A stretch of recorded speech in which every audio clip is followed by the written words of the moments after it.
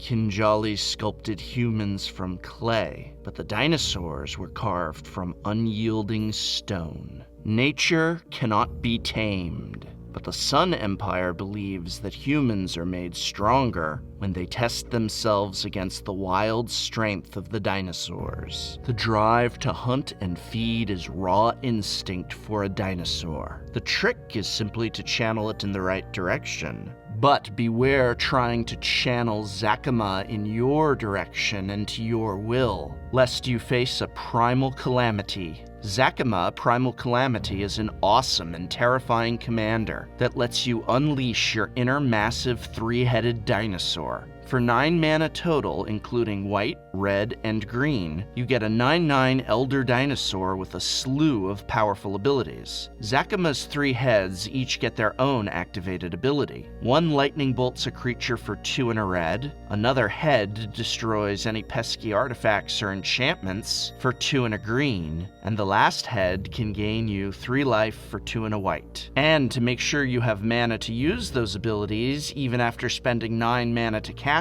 her, she has a unique ability. When she enters the battlefield, if she was cast, you untap all your lands. Because of that clause about needing to cast her, cheating her into play with reanimation or blinking her doesn't get you the land to untap, which honestly is probably just as well. Nonetheless, Zakama is a massive threat that doubles as a toolbox of answers to any problems you may have on board. Well, what more are we waiting for? Let us see what we can build around this triple roar dinosaur. Now, the deck build that I'm going to go over actually has its origins in a different commander. The mono-green Selvala Heart of the Wilds from Conspiracy 2. There's actually a hyper-competitive fast combo deck built around Selvala that I'll link in the video description. That deck tries to win on turn 2 or 3 by playing goofy oversized creatures like Phyrexian Dreadnought with irrelevant downsides, tapping Selvala for tons of mana, drawing cards based on power with Momentous Fall and the like, untapping Selvala with random effects like Benefactor's Drought, and continuing until you draw into a combo piece like Paradox Engine. Basically, it's like a Storm Commander deck, only without any cards that actually say Storm. Also, it wins. When Zakama was released, I thought I had similar potential to do fun broken things. The first thing to note is that when you cast Zakama, if your lands produce more than 9 mana total, you're actually generating mana. So the first step to breaking this commander is to have as much mana production as possible. I'm going to talk about the standard green land ramp options in a bit, but Zakama in particular makes good use out of enchantments that double the mana produced by lands. The cheapest mana doubling enchantments, Heartbreak of Spring and Mana Flare, both affect all players. This makes them only really suited for all-in combo builds, since letting your opponents get double mana is a good way to lose quickly. You only want to drop one of those enchantments if you can win the same turn. Dictate of Karametra gets around this drawback by having Flash, letting you play it right before your turn and get the benefits first. You can even blow it up with Zakama after it's served its purpose. Keeper of Progenitus doubles mana only for Naya-colored lands, so if your playgroup runs a lot of Dimir, for example, you might get away with it. It's worth paying more for mana doublers that only affect you. Mirari's Wake and Mana Reflection both do this quite nicely, and Zendikar Resurgence gives you the very useful draw when you cast a creature. Regal Behemoth is another doubler that's more fun than it is good, though it is a lot of fun. You introduce the Monarchy to the game, and you'll almost certainly lose it before your next turn.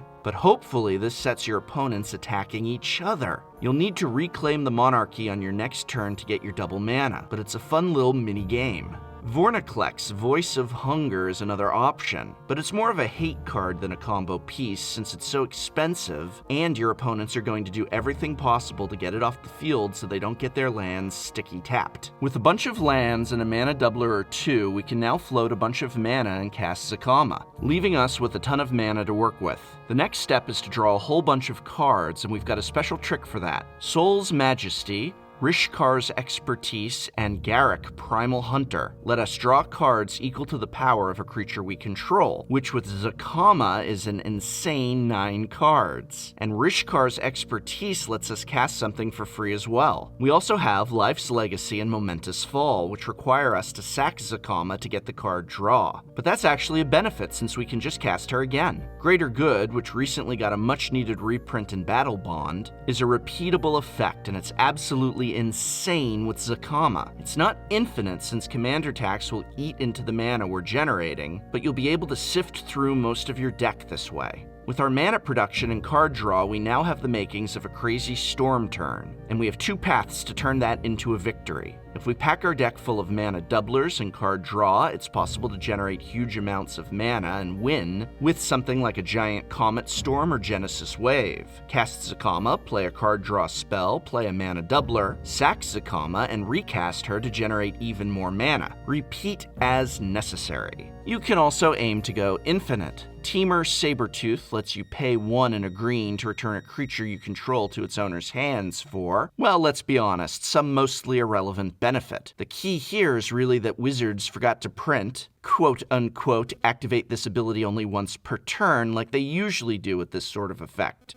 Oops. So now you can just keep doing it. If your lands produce at least 12 mana, you can cast Zacama, bounce her back to your hand, recast her, and repeat to generate infinite mana. The artifact Cloudstone Curio plus any random creature also lets you do this. With infinite mana and all your draw spells, you should be able to find an outlet like Duskwatch Recruiter to draw your deck, and then you can win any number of ways. I like playing all my creatures, including Samut, Voice of Dissent, to give everything haste, then bouncing and replaying Craterhoof Behemoth to generate a sufficiently large attacking force. And of course, if you fizzle or you're not trying to combo at all, casting Zacama, drawing 9 cards, and blowing up a few key permanents is a great turn. The final piece of the puzzle are the various green creature tutors that we have at our disposal to find the pieces we need, whether it's to ramp, dig for answers, or combo off. Court of Calling, Eladamri's Call, and Green Sun Zenith get the creature we want right into our hand, while Worldly Tutor leaves it on top of our deck. Summoner's Pact does it for free, but unless we're winning that turn, we have to pay a hefty price for the next upkeep. Tooth and Nail usually gets Avenger and Craterhoof onto the battlefield, but it can be a regular old tutor in a pinch. Survival of the Fittest is a powerful repeatable tutor, but unless you have one lying around, I suggest you stick with its creature cousin, Fauna Shaman. So what are we using to ramp?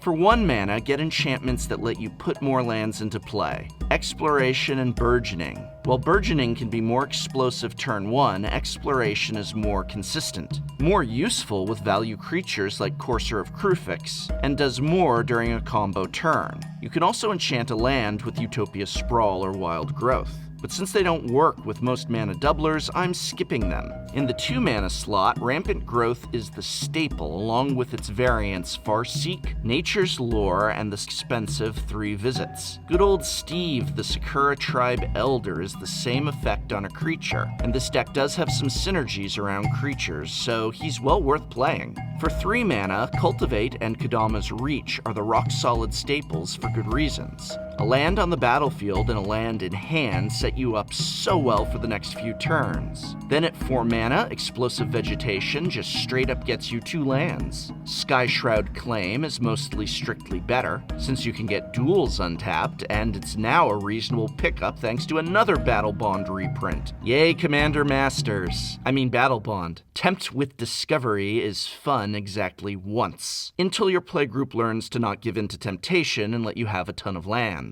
I've recently replaced it with Purr's Whim, since getting a land and making all of your foes sack a mana rock is a huge swing. Hey, that's from Battle Bond too. Beyond that, there are some expensive ramp spells that are more fun than competitive. Traverse the Outlands plays into our large creature theme, while Boundless Realms will usually run you out of basics. You're mostly better sticking to the cheaper ramp, since getting stuck on just a few lands is the best way to totally sink a game with this deck. Now let's talk about that 4-letter Magic the Gathering word. Draw. Zakama does a lot of things, but one thing she doesn't do is draw cards. This is doubtless because of her dinosaur arms being too short. We've got our creature power-based card draw options, but those are very conditional and useless when our board is empty. We need some more traditional card advantage engines to power us to our big turns. Lifecrafter's Bestiary is an all-star here, letting us scry every turn, and pay an extra green to draw off of every creature. It even serves as a way to draw our whole deck when we're going infinite and recasting Zakama over and over. Courser of Kruphix and Oracle of Moldiah let us play lands off the top of our deck, which is a roundabout form of card advantage. Tireless Tracker gives us a clue with every land drop and gets amazing with our land ramp. Sylvan Library effectively lets us rearrange the top 3 cards of our library and pay 4 life to draw a card once or twice a turn. Abundance lets us hit our land drops early and never draw a land again later. I've mentioned before, the 2 enchantments are a wombo combo. You get to do the abundance thing 3 times each turn, and you don't have to put any cards back because you never technically drew any of them. Cream of the Crop is a favorite enchantment of mine to go along with our Power Matter theme. I think it's very underrated, and it gives us a sort of pseudo-scry effect. While Sunbird's Invocation similarly rewards our big plays by letting us cast another spell off our library. Note that it doesn't work when we cast Zakama from the command zone, sadly. I played around with the new Colossal Majesty from M19 for a bit, but I found that it's so bad after a board wipe when we need the cards most. You might want to experiment further with it though. Oh, and speaking of board wipes, after our stuff inevitably gets destroyed, we want ways to get it back. Eternal Witness is a good staple for getting a card back, but Green Warden of Murasa is a beefier version that supports our big creature theme and gets us back another card when it dies. Seasons Past and Wildest Dreams are great for getting back creatures en masse later in the game. And what are these creatures that we're getting back? Well, to round out the deck, we need some friends for Zakama. Terastodon is a giant elephant that could go toe-to-toe with our dinosaur, and it turns 3 non-creature permanents into smaller elephants for some reason. Woodfall Primus just straight up destroys something, and if it dies, we get to do it again. Omnath, Locus of Rage, works great with all our ramp spells, giving us 5/5 elementals that we're happy to sack for value. His earlier, happier incarnation, Omnath, Locus of Mana, a former favorite commander of mine by the way, lets you store up your green mana and can become a massive threat before too long. Forgotten Ancient is similarly a cheap creature that can get big quick in a game of Commander. Avenger of Zendikar is an army in a can and goes great with all of our land ramp. We can also benefit from some divine intervention.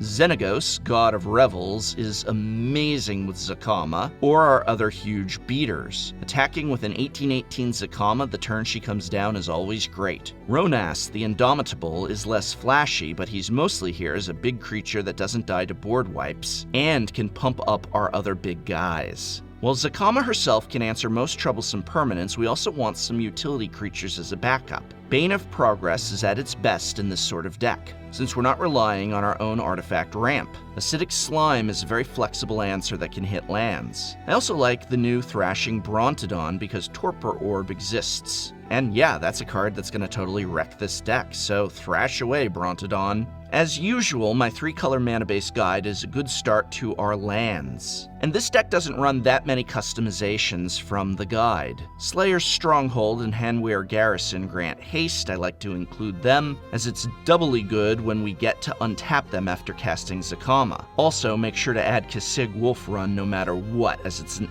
excellent mana sink to push through more damage. And if you're using Keeper of Progenitus, remember that it only works on lands with actual forest, mountain, and plains land types. So in addition to shocks and duels, if you have them, prioritize the Cycle lands from Amonkhet and the Tango lands from Battle for Zendikar to fix your mana. So whether you're planning to storm off or just go crazy with a big dino, Zakama Primal Range gives you so many options. Dial the power up or dial it down. Play for an out-of-control commander or lead the stampede of creatures to victory. Either way, I have found Zacama to be an incredibly fun, powerful commander that has one of the best qualities of all, the ability for you to customize it and its contents to your playstyle and personality. But now I want to hear from you. What deck do you want to see a tech on next? Let me know in the comments below. And this video is brought to you by my and many other people's local game store, Card Kingdom, a brick-and-mortar pillar of this community, as well as the Patreon support of viewers such as you. These are the people that keep Tolarian Community College going and growing strong. So thank you.